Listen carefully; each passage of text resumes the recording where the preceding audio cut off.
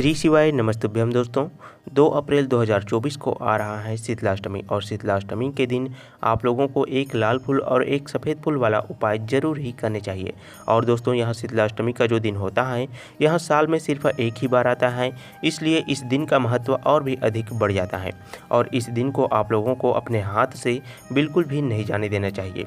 इस उपाय को शीतलाष्टमी के दिन करने का सबसे बड़ा कारण यही है कि गुरु जी ने इस उपाय को सीहोर की कथा में बताया है, जो कि एक लाल फूल और एक सफ़ेद फूल वाला उपाय है। और दोस्तों इस उपाय को करने से आपके जीवन में क्या क्या बदलाव आएगा तो ध्यान से सुनिएगा।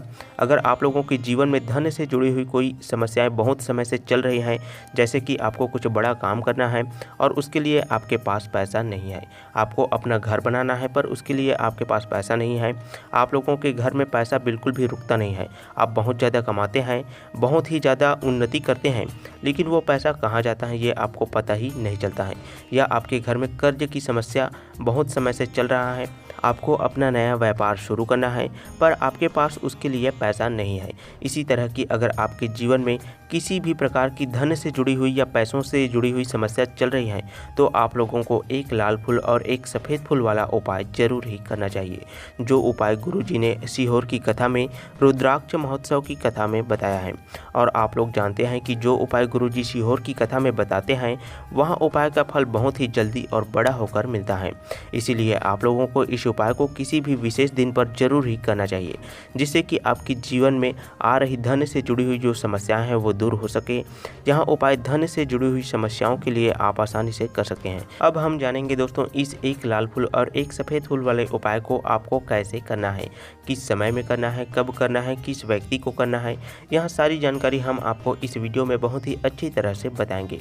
दोस्तों ये उपाय विशेष रूप से घर की बड़ी माता बहनों में से किसी एक माता बहन को करना है। अगर किसी कारणवश घर में माता बहन उपस्थित ना हो तो उस जगह पर घर के बड़े व्यक्ति भी जो घर का कार्यभार संभालते हैं वह भी इस उपाय को कर सकते हैं। गुरु जी द्वारा बताए गए इस उपाय को किसी भी दिन या किसी भी निश्चित समय में करने का प्रावधान नहीं बताया गया है।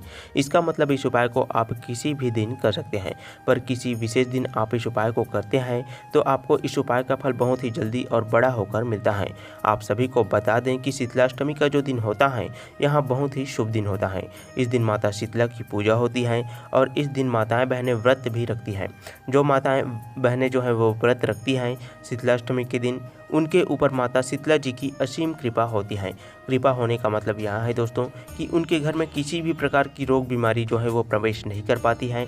साथ ही घर में पैसों का जो आवक है वो बनता है, पैसों की तंगी दूर होता है, कर्ज की समस्या से राहत मिलता है। आप सभी इस उपाय को शीतलाष्टमी के दिन व्रत के साथ ही कर सकते हैं। इसमें आपको कोई भी दिक्कत वाली बात नहीं है। जो व्रत नहीं रख रहे हैं वहाँ भी इस उपाय को कर सकते हैं और भगवान भोलेनाथ जी को प्रसन्न कर सकते हैं। इस उपाय को आप लोगों को मुख्य रूप से सुबह के समय करना है, पर किसी कारणवश आप सुबह के समय इस उपाय को नहीं कर पाते हैं तो आप शाम के समय या प्रदोष काल में भी आप इस उपाय को कर सकते हैं। इस उपाय में आप लोगों को 4 चीज़ों की आवश्यकता पड़ेगी दोस्तों। सबसे पहले नंबर पर है बेलपत्र, दूसरे नंबर पर है शमी पत्र, तीसरे नंबर पर है लाल फूल, एक ऐसा लाल फूल जो कि भगवान शिव जी के शिवलिंग पर चढ़ता हो, चौथे नंबर पर है सफ़ेद फूल, एक ऐसा फूल जो भगवान शिव जी के शिवलिंग पर चढ़ता हो। जब भी आप इस उपाय को कर रहे हैं तो उस दिन शुद्ध होकर के स्नान करके आप अपने उपाय की जो सामग्री है उसको तैयारी करके और विशेष रूप से पूजन की कुछ सामग्री अपने साथ रखकर ही आपको अपने आसपास में जो भी शिव मंदिर हो या शिवालय हो वहाँ पर आप लोगों को भगवान भोलेनाथ के मंदिर में चले जाना है। मंदिर में पहुँचने के बाद में सबसे पहले आपको भगवान शिव जी के दर्शन करने हैं, उसके बाद उनकी पूजन अर्चना करना है। अगर आप ज़्यादा पूजन सामग्री नहीं लेकर जा रहे हैं तो कम से कम 1 लोटा जल जरूर लेकर जाएं। अगर इसी उपाय को आप शाम के समय में कर रहे हैं तो एक गोल बाती का शुद्ध देसी गाय का घी का दीपक आप अपने साथ लेकर जरूर जाएं। जैसे ही आप शिव के मंदिर में पहुंच जाते हैं और अपनी पूजन अर्चना कर लेते हैं, 1 लोटा जल जैसे ही आप चढ़ा लेते हैं या शाम के समय में जा रहे हैं तो एक दीपक आप जैसे ही जला लेते हैं, उसके बाद भगवान शिव जी की शिवलिंग के पास में आकर आपको बैठ जाना है और अपने उपाय की जो सामग्री है उसको सामने रख लेना है। जैसे ही आप उपाय को शुरू करेंगे तो सबसे पहले आपको शिवलिंग के ऊपर एक स्थान का पता होना जो है वो बहुत ही ज़्यादा ज़रूरी है, जो कि माता अशोक सुंदरी जी का स्थान है, क्योंकि इसी स्थान पर ही आपको इस उपाय को करना है। माता अशोक सुंदरी जी का स्थान शिव जी के जलाधारी के बिल्कुल बीचों बीच में होता है दोस्तों, जहाँ पर आप लोगों को यह वाला उपाय करना है। सबसे पहले आप लोगों को अपनी एक बेलपत्र उठाना है और उसे माता अशोक सुंदरी जी वाले स्थान पर समर्पित करना है। उस बेलपत्र की डंडी का मुख जलाधारी की तरफ हो, जहाँ से जल बहता है और नीचे गिरता है। बीच वाली बड़ी पत्ती का मुख शिवलिंग की तरफ हो। इस तरीके से ही आपको इस एक बेलपत्र को माता अशोक सुंदरी जी वाले स्थान पर चढ़ा देना है। इसी के साथ आपको कांता चक्र या कांता भगवान का नाम और नारायण जी का नाम लेकर इस उपाय को करना है। अब आप अपना वह शमी पत्र निकाल लीजिए जो आप उपाय के लिए लाए हैं, और इस शमी पत्र को भी आपको माता अशोक सुंदरी जी वाले स्थान पर समर्पित करना है। इस शमी पत्र की डंडी का जो मुख होगा वो जलाधारी की तरफ होगा और पत्तियों का मुख शिवलिंग की तरफ हो।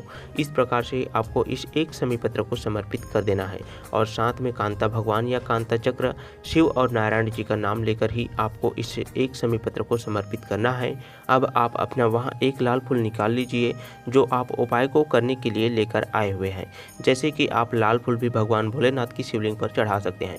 वहाँ लाल फूल ऐसा हो जो शिवलिंग पर चढ़ता हो, ऐसा ही फूल आपको इस उपाय में उपयोग करना है। वहाँ लाल फूल आपको माता अशोक सुंदरी जी वाले स्थान पर समर्पित करना है। फूलों का खिला हुआ भाग शिवलिंग की तरफ होना चाहिए और फूल के पीछे का जो भाग होगा वो जलाधारी की तरफ होना चाहिए। इस तरीके से ही आपको कांता भगवान या कांता चक्र या शिव और नारायण जी का नाम लेकर उस एक लाल फूल को समर्पित कर देना है। इसी तरीके से आपकी चौथी और आखिरी सामग्री एक सफ़ेद फूल है, उसको भी आपको माता अशोक सुंदरी जी वाले स्थान पर समर्पित करना है। खिला हुआ भाग शिवलिंग की तरफ होना चाहिए और डंडी का भाग जलाधारी की तरफ होना चाहिए। यहाँ सफ़ेद फूल वही होना चाहिए जो शिवलिंग पर चढ़ता हो। कांता भगवान या कांता चक्र और भगवान शिव और नारायण जी का नाम लेकर ही आपको इस उपाय को पूरा कर लेना है। इसी के साथ यहाँ एक लाल फूल और एक सफ़ेद फूल वाला उपाय पूर्ण हो जाता है दोस्तों। इस उपाय को करने वाले व्यक्ति के जीवन में धन से जुड़ी हुई जितनी भी समस्या हैं वह बहुत ही जल्दी दूर होना शुरू हो जाएगी, और व्यक्ति जो भी चाहता है धन से जुड़ा हुआ वह सब कुछ उसे मिलना शुरू हो जाएगा। उपाय को करते समय ध्यान रखने वाली बात है दोस्तों, इस उपाय में आपको ऐसे लाल फूल लेना है जो कि भगवान भोलेनाथ की शिवलिंग पर चढ़ता हो। इस उपाय में आपको ऐसे सफ़ेद फूल लेना है जो कि भगवान भोलेनाथ की शिवलिंग पर चढ़ता हो। इस उपाय को आपको भगवान शिव और नारायण जी का नाम लेते हुए ही करना है। इस उपाय को आप सुबह के समय या शाम के समय दोनों समय में कर सकते हैं। इस उपाय की सामग्री के साथ आप अपने साथ में कुछ पूजन सामग्री लेकर जरूर जाएं। पहले पूजन करें, उसके बाद ही आप इस उपाय को शुरू करें। अगर आपको इस उपाय को करने में कोई भी दिक्कत या समस्या आ रही है दोस्तों, या परेशानी आती है, तो आप हमें कमेंट करके पूछ सकते हैं। साथ ही आप कमेंट बॉक्स में भगवान भोलेनाथ का जयकारा जरूर लगाएं। कमेंट बॉक्स में भगवान भोलेनाथ जी के मंत्र श्री शिवाय नमस्तुभ्यम को जरूर लिखें। यदि आप हमारे चैनल पर पहली बार आए हुए हैं तो गुरु जी के उपायों को जानने के लिए, सही समय पर गुरु जी के उपायों को जानने के लिए आप हमारे चैनल को सब्सक्राइब जरूर करें। अगर दोस्तों आप बहुत से उपायों को कर चुके हैं पर आपको उसका कुछ भी लाभ नहीं मिल रहा है, तो भगवान भोलेनाथ के नाम जप आप करते रहें। सुबह के समय या किसी काम को करते समय आप उनके नाम का जप करते रहें। भगवान पर विश्वास रखिए और उपायों को करिए, तभी आपको उसका पूरा लाभ मिलेगा। यदि आप उपायों को नहीं कर पाते हैं तो आप उनके नाम जप करते रहें, इससे आपको जरूरी लाभ मिलेगा। दोस्तों इसी के साथ आप सभी को श्री शिवाय नमस्तुभ्यम, हर हर महादेव। भगवान भोलेनाथ आपकी मनोकामनाओं को पूर्ण करें। आप जो चाहते हैं वह जरूर ही पूरा हो। आपके जीवन में जो समस्या है वह जल्द से जल्द दूर हो। इसी मनोकामना के साथ मैं इस वीडियो को यहीं पर समाप्त करता हूँ। श्री शिवाय नमस्तुभ्यम, हर हर महादेव। ओम नमः शिवाय। जय महाकाल।